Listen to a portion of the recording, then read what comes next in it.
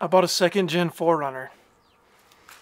First things first, the Jeep has not gone anywhere. I still have it, I'm still working on it, but decided to get this. I'll talk a little bit more about why in a minute, but let's take a look at this thing. Okay, so it's a second gen 4Runner. It's a 95. It is the 3.0, which I know isn't desirable. We'll talk about that too. It's a 5-speed, which is pretty cool. SR5, 4-wheel drive, etc. It's on 31s, but they're pretty bald. But that's okay, because I still have the 31s that I took off the YJ that are in perfect shape. It's got some dents and dings, and the paint's not in great shape, and it's got a couple of oil leaks. But the main thing is that there is no rust on this thing. It's in perfectly solid shape. Look at that frame rail. Perfect. The rear bumper has some rust spots, but I don't know, it's not that big of a deal because the parts that matter are in perfect shape.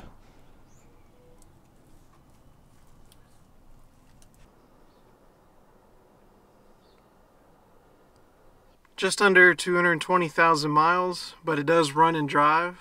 5-speed, which is cool. I haven't driven a 5-speed in a long time, actually. It's got some really bad floor mats and seat covers, so we're definitely going to get rid of that.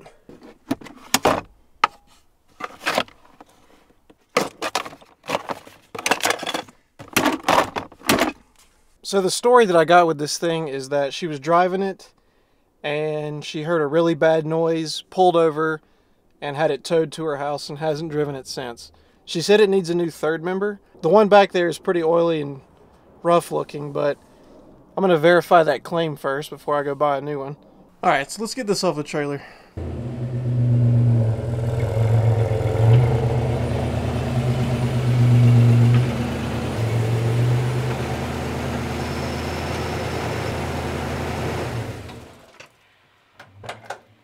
So I took it around the block and it's definitely clunking from the rear, but I'm still not 100% sure what's causing it. You can see how wet that diff is there.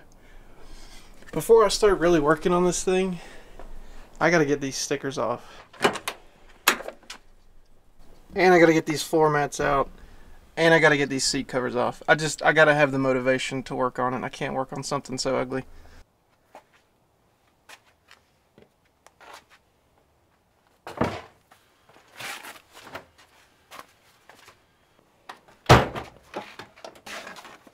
Like, what is this?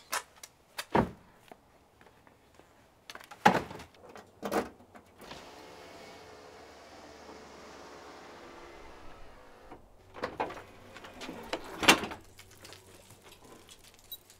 do like this feature. This is cool. But, like, what is this? This is disgusting.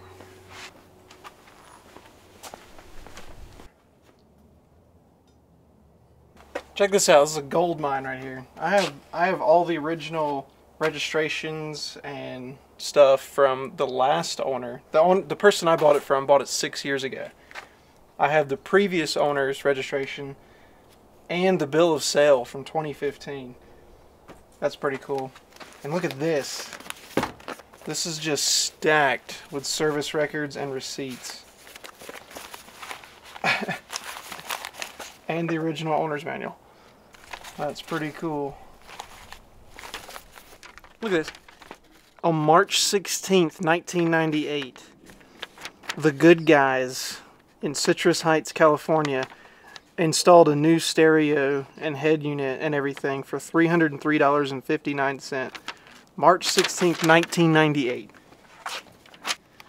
A full service oil change in 2000 for $25.96. Oh my god, there's so much stuff in here. I'm just gonna sit down at my dinner table and go through this. Here's the other stuff I found in the truck. This is like a wine bottle opener. It does have an aftermarket dealer installed alarm, and it is working, but if it ever gives me problems, I'm just gonna rip it all out.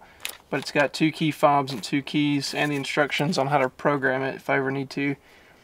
A few pieces of trim. This looks like a seat thing, but I didn't see where one was missing. This looks like, this says fuse, but I didn't see where that was missing. And I guess this is like a seat belt cover or something. Anyway, and some other little trash. And then this is some sort of filter or something. It's too small to be a fuel filter. I mean, in my opinion. So, anybody recognize this?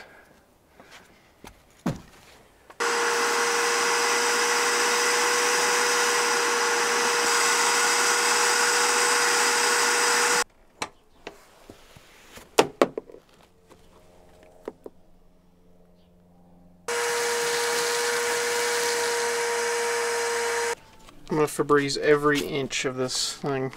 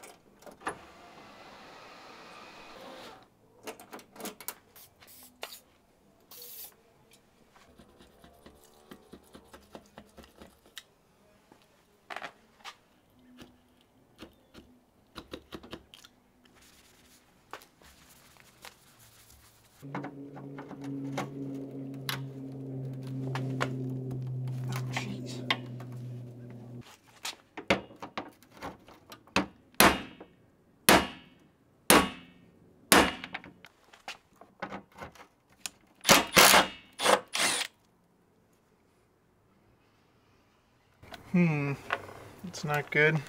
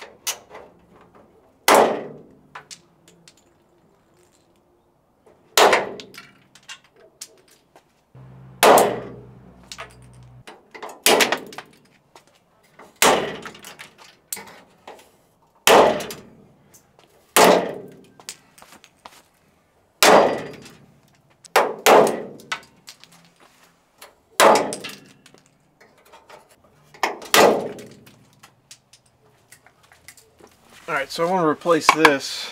The only one my junkyard had was this one, which is still broken, but it's a lot better. I showed it to the lady that I was paying, and she didn't even charge me for it, so whatever. No big deal. It's better.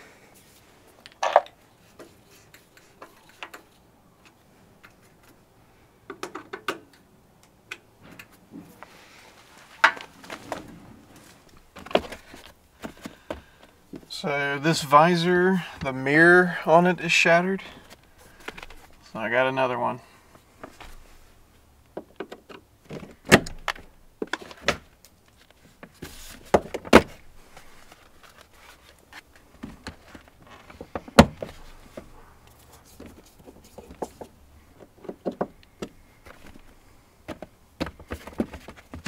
There we go.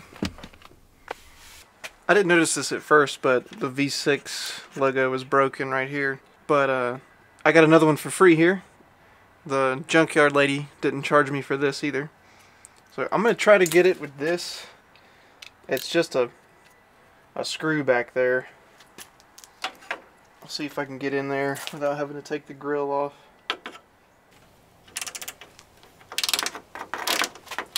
There we go.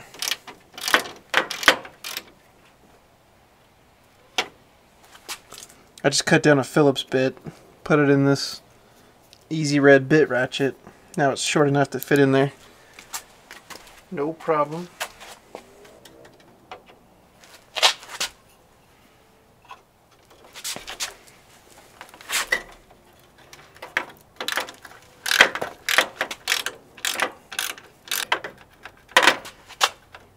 There we go.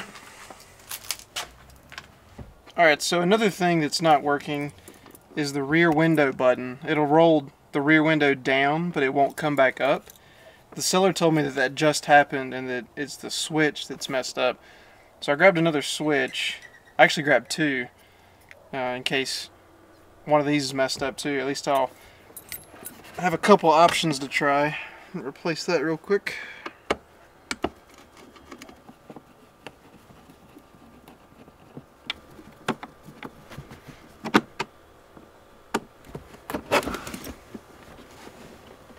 Hey, a dime.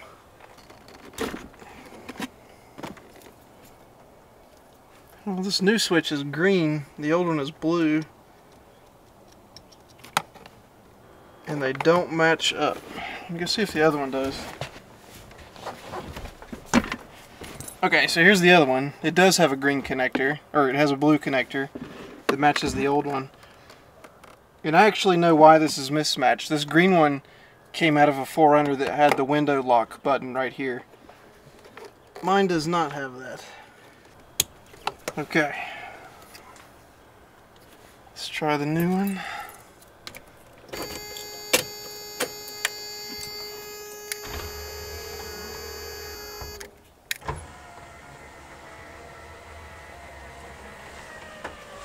It's working.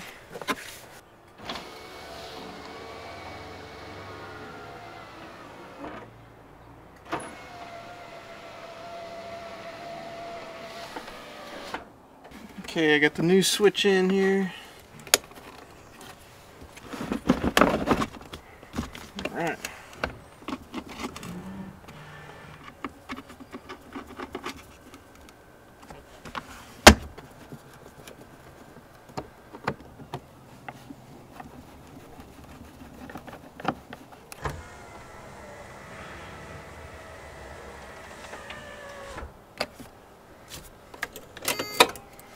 So I was digging around under the dash and I was actually trying to find the module for this aftermarket alarm. I found this little switch right here that says on and off. I'm guessing that's for the alarm, the aftermarket alarm. I don't know.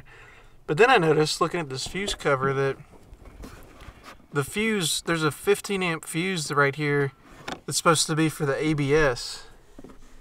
And the ABS light is on the dash. So I'm going to pop a 15 amp in there and see if that turns that ABS light off.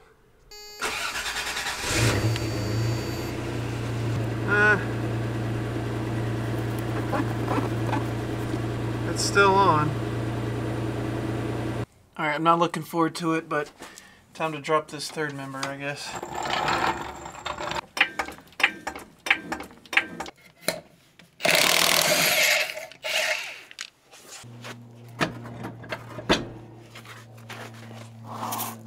So this is off of the drain bolt off the bottom of that third member, and there's definitely some metal chunks in there, and it's very metallic-y. That's a big piece there.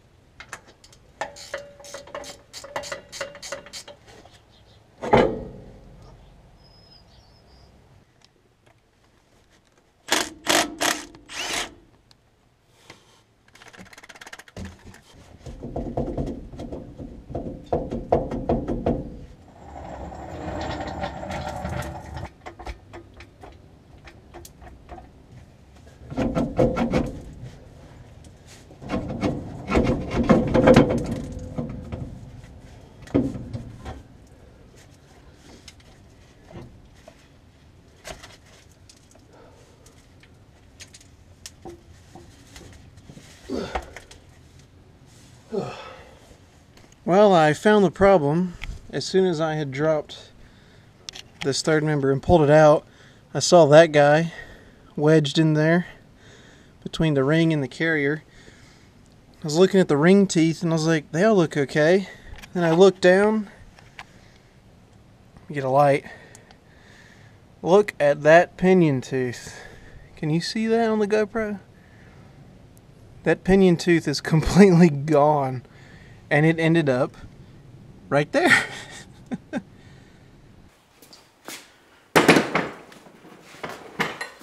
Alright, here's my new one. Well, my new one. This is out of a 90, but it's the same gear ratio, 456.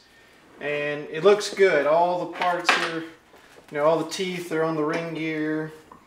All the teeth are on the pinion. So it all looks okay. So I'm going to throw this one in. It came with a new ABS sensor too, which is good because I ended up cutting the old one out. It was so seized into the top of the third member right here. So I'm going to get this cleaned up and then I'm going to get it in. Alright, I cleaned this new third member up and I cleaned out this housing as best I can.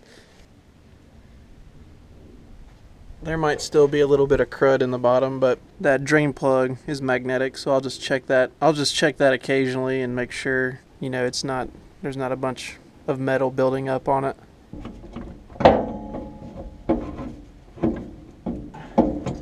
There! Yes! Yes! Oh, thank God.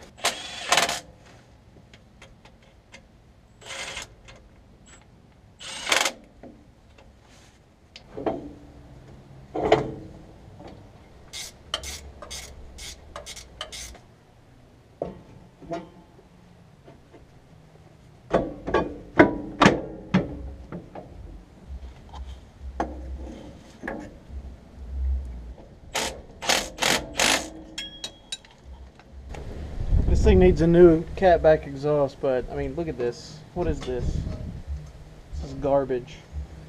This little tip thing, stupid.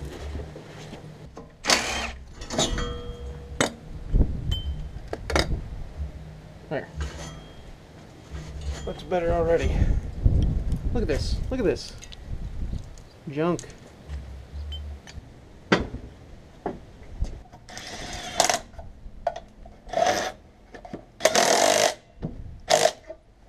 Alright, so this is actually the first time I've ever worked on a Toyota, but it was pretty easy. I'm not looking forward to working on that engine just because there's so many vacuum lines and stuff under there. But it is running now, so I want to take it for a little cruise, wrap this video up, and talk about why I actually bought this thing to begin with. This thing's pretty loud at highway speeds.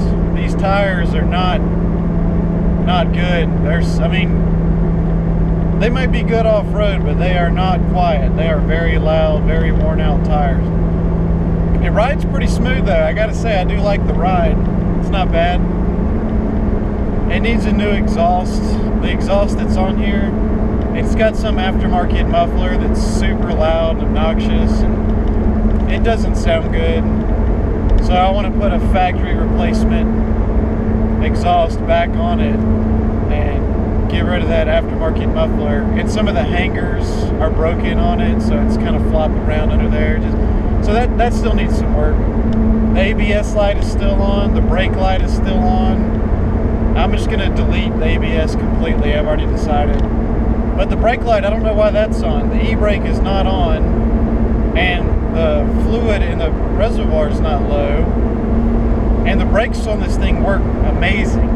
They're almost too good. I about sent myself through the windshield the first time I hit the brake pedal.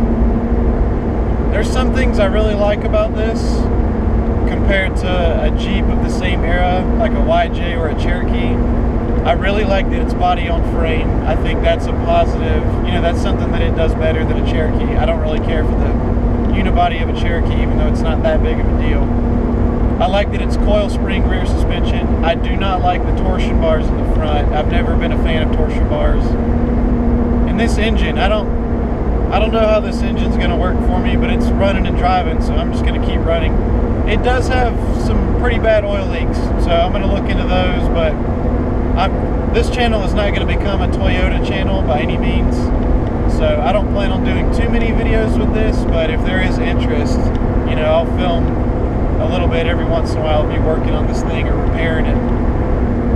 The speedometer is bouncing all over the place too, and sometimes it'll make a really bad squealing noise from behind the dash, especially when it's cold. But all the gauges work, it's charging, it's got oil pressure, it's got temperature, the fuel gauge works, so it's not a bad little rig, I don't think. So let me talk about why I bought this. First of all, I was not looking for a 4Runner or a Toyota at all. I've never been a fan of Toyota. I feel like they're kind of overrated and they're definitely overpriced.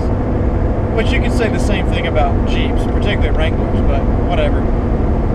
But I had been looking for a second 4x4 just to use as like a plan B, you know, kind of like while the Jeep is in the shop, while the YJ is in the shop, and I've got it taken apart for one reason or the other, I could still have something that, you know, I could go wheeling with, just some mild off-roading, or I could throw the canoe on the roof and go fishing for the weekend, or I could take it camping, you know, or whatever, something like that.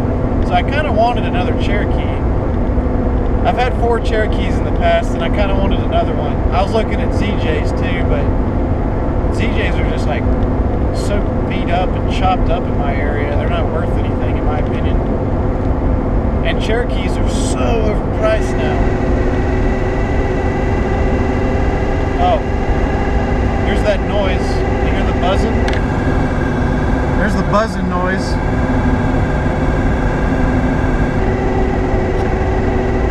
Sometimes it's way worse than that. I really like the size of this thing. I like how small it is. Modern SUVs are just so bloated. I really like 90s SUVs. I like how small it is. I like how thin the A-pillars are. I know it's not super safe or whatever, but I don't really care about that. I like how thin the door panels are. I just like the size of this. It's a good size. So it never fails, especially when a popular YouTuber uploads a video of them working on their Jeep. There's always some Toyota guy that feels the need to comment and say something along the lines of, oh, you should just get a Toyota because then you would never have to work on it. Oh, Toyotas are so reliable, it's the best thing ever. Oh, Toyotas are better in every way and you don't have to ever spend any time working on them. You can just go wheeling every day. They never break. So obviously those people are completely full of crap. And I guess they choose to ignore this era of Toyota. Not even Toyota guys like the 2nd gen 4Runner. Everybody hates that 3.0 V6. I'm sure there's somebody that'll tell me that they had a 3.0 and it went 350,000 miles and they never had to do anything to it, but whatever. You're never going to convince me that the Toyota 3.0 is better than the Jeep 4.0. It's just not true. So I wanted a Cherokee or a ZJ, or I was even looking at WJs and, you know, stuff like that, another Jeep, but they were just so expensive. And then I kept noticing that 4Runners from 90 to 95 were so cheap, like dirt cheap, like a third of the cost of a Cherokee. So I did a little bit of research and found out why. It's mainly due to the 3-liter V6 that has the, you know, the head gasket problems and all that sort of stuff. But for me, just looking for a second 4x4 that I can, you know, take off-road or beat up or go fishing or camping or whatever, it wasn't really that important. It's not like I'm going to be putting a ton of miles on it. So I thought about it and I talked to my wife about it. And I found this one on Craigslist. The seller told me that it needed a new third member and that's why she was selling it so cheap.